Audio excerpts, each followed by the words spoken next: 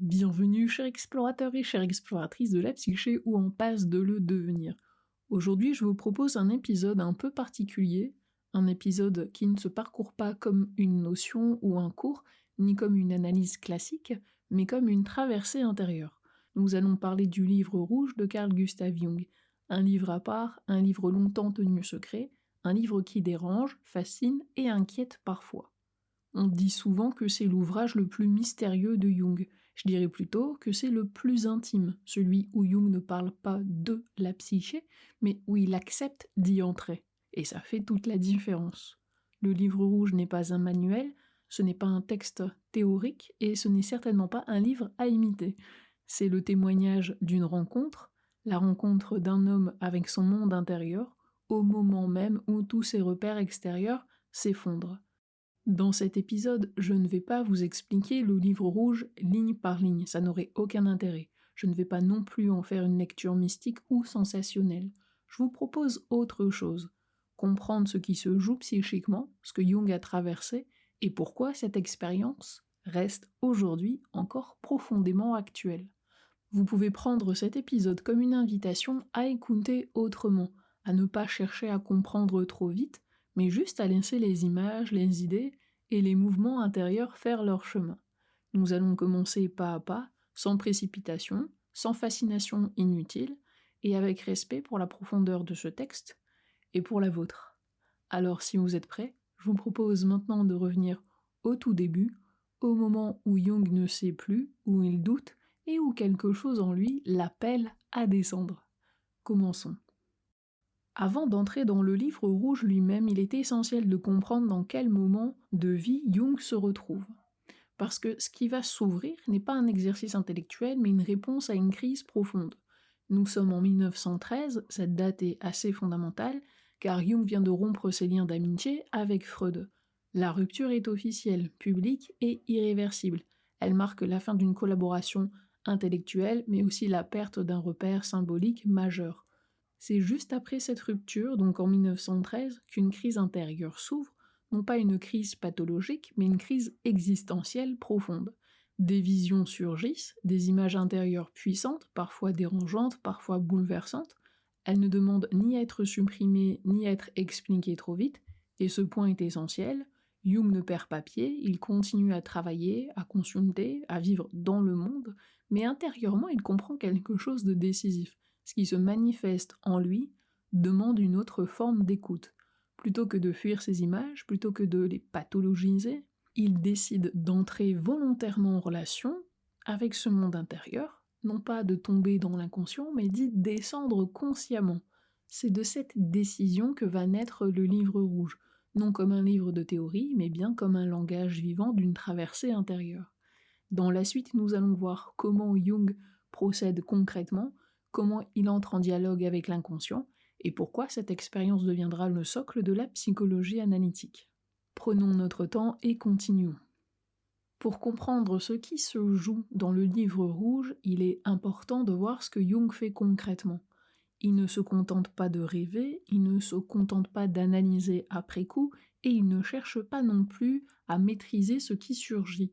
Jung met en place une manière très particulière d'entrer en relation avec l'inconscient, ce que l'on appellera plus tard l'imagination active. Mais à ce moment-là, ce terme n'existe pas encore. Jung avance à tâtons, il expérimente.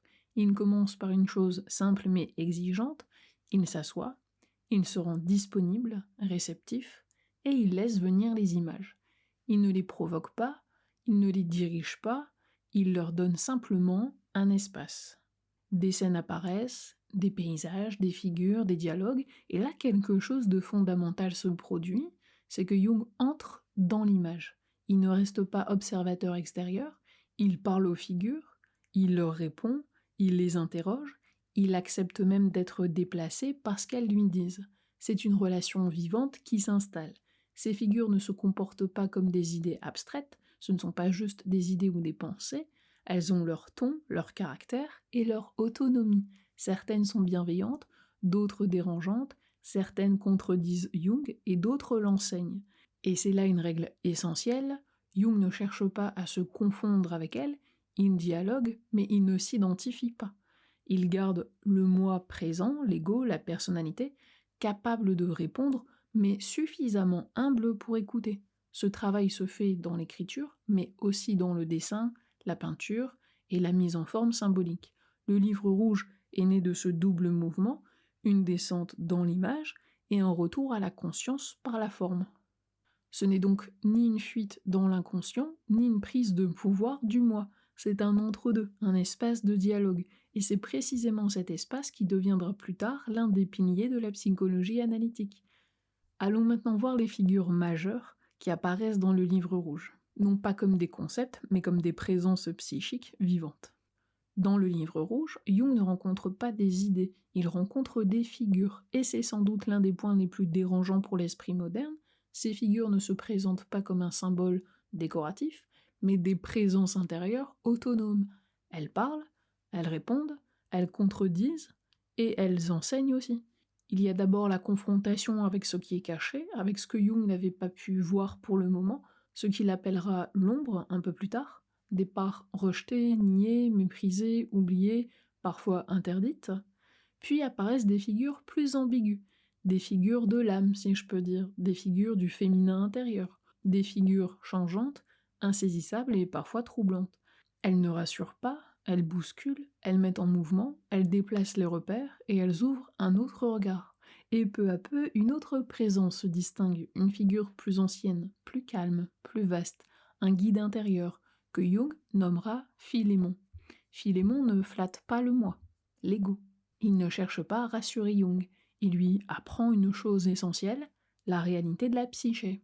À travers lui, Jung comprend quelque chose de décisif. Les contenus de l'inconscient ne sont pas de simples produits du moi, ils ont leur logique propre, leur autonomie, leur intelligence. C'est à ce moment-là que s'opère un déplacement majeur. Jung ne se place plus au centre, il se met à l'écoute d'une réalité intérieure plus vaste que le moi. Il apprend à dialoguer sans s'identifier, c'est une règle fondamentale. Celui qui s'identifie à ces figures se perd, celui qui les nie se coupe de lui-même. Le chemin se trouve entre les deux.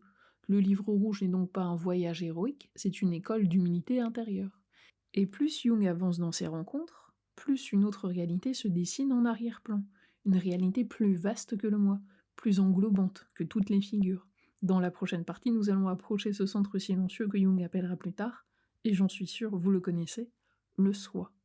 Et le soi n'est pas une image, ce n'est pas une figure parmi d'autres, ce n'est pas une construction mentale, c'est un centre silencieux, une totalité vivante, avec l'intelligence intérieure qui dépasse le moi sans l'écraser. Dans le livre rouge, Jung fait une expérience radicale, il cesse de se vivre comme l'origine du sens, il reconnaît une source intérieure plus vaste que le moi. Ce n'est pas une soumission, ce n'est pas une abdication, c'est un changement de posture. Le moi n'est plus celui qui commande, mais celui qui écoute, qui répond, qui coopère. C'est à partir de là que le processus d'individuation devient possible, non pas comme un idéal à atteindre, mais comme une relation à établir. Le soi ne demande pas l'obéissance aveugle, il demande la fidélité intérieure, l'honnêteté, l'authenticité, le courage de ne plus se mentir. Et c'est peut-être là que le livre rouge est le plus dérangeant, parce qu'il montre que le sens ne vient pas de l'extérieur, ni d'un maître, ni d'un dogme, ni d'une théorie, ni d'une religion. Il naît de cette relation intime entre le moi et quelque chose de plus vaste que lui. Avant d'aller plus loin, il est essentiel de poser un cadre clair, parce que le livre rouge est un texte puissant quand même, et qu'il peut facilement être mal compris. Le livre rouge n'est pas une invitation à reproduire l'expérience de Jung, ce n'est pas un mode d'emploi, et ce n'est pas une méthode à appliquer seul chez soi. Jung ne propose jamais que chacun descende ainsi dans l'inconscient, sans cadre, sans structure, sans préparation. Ce qu'il traverse et ce qu'il a traversé était possible pour lui, parce qu'il possédait une solidité psychique, un moi structuré, une vie assez ancrée dans le réel. Il travaille, il consulte, il écrit, il est en lien, il a une vie de famille. C'est ça aussi qui fait toute la différence. Le danger n'est pas d'écouter l'inconscient, le danger c'est de s'y perdre, de s'identifier aux figures, de confondre la voix intérieure avec une vérité absolue. Jung insiste toujours sur ce point, le dialogue avec l'inconscient demande une conscience présente. Sans cela, l'imaginaire devient envahissant. Les figures prennent le pouvoir et le moi se dissout. C'est donc extrêmement dangereux. Le livre rouge ne glorifie pas la souffrance, ni la descente, ni le chaos. Il montre au contraire la nécessité d'un va-et-vient constant entre profondeur et réalité, entre un monde intérieur et un monde extérieur. C'est pourquoi ce livre ne doit jamais être lu comme un texte mystique à idéaliser, ni voir ça comme quelque chose de fascinant, ni comme un récit héroïque à admirer. C'est un témoignage singulier, situé et incarné. Et c'est précisément cette singularité qui le rend si précieux. Si le livre rouge continue de nous toucher aujourd'hui, ce n'est pas parce qu'il apporte des réponses toutes faites, c'est parce qu'il parle d'un moment que beaucoup traversent encore, un moment de rupture, de perte de repères, de désillusion vis-à-vis des systèmes extérieurs. Nous vivons dans un monde saturé de discours, de méthodes, de recettes pour aller mieux, et pourtant le sentiment de vide demeure, parfois même le sentiment d'être à côté de soi et de vivre sans centre intérieur véritable.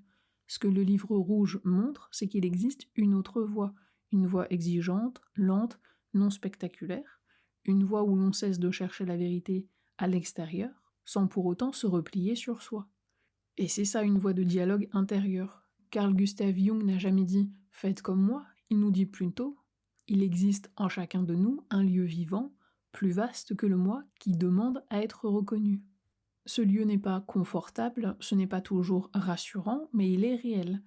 Le livre rouge nous rappelle, si je peux dire, que l'âme parle, qu'elle parle en images, par symboles, par mouvement intérieur, et que lorsque nous cessons de l'écouter, elle trouve toujours un autre moyen de se manifester.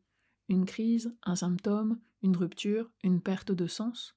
Le travail de Jung nous invite à changer de posture, à ne plus vouloir maîtriser la psyché, mais à entrer en relation avec elle, non pas pour s'y dissoudre, mais justement pour devenir plus entier. Et c'est peut-être ça, au fond, le message le plus précieux du livre rouge.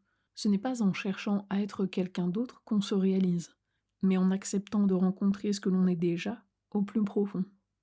Je vous laisse avec ceci pour le moment, prenez le temps de laisser tout ça résonner.